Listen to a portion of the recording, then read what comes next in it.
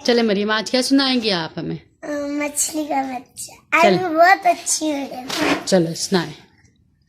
मछली का बच्चा अंडे से निकला, भैया ने पकड़ा, अब्बू काटा, अम्मी ने पकाया, हम सबने खाया, बड़ा मजा आया। और हाथी वाली?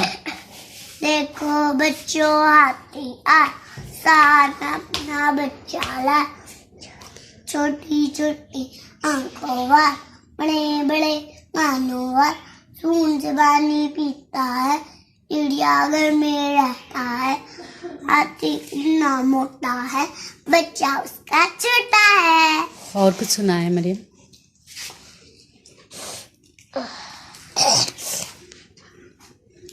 इल्मे इजाफे की दुआ। हाँ सुनाए। इल्मे इजाफे की दुआ, रब्बी ज़िदनी इल्मा। अल्लाह मेरे इल्म में इजाफा फरमा।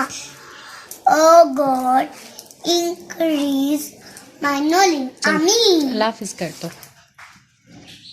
कुल अल्लाह। उसके लिए आपको तो दुपट्टा लेना होगा फिर। ठीक है, मैं दुपट्टा लेके आती हूँ। चलो ठीक है, अल्लाह हाफिज कर जाए। अल्लाह हाफिज कर जाए। अल्लाह हाफिज तो कर जाए। अल्लाह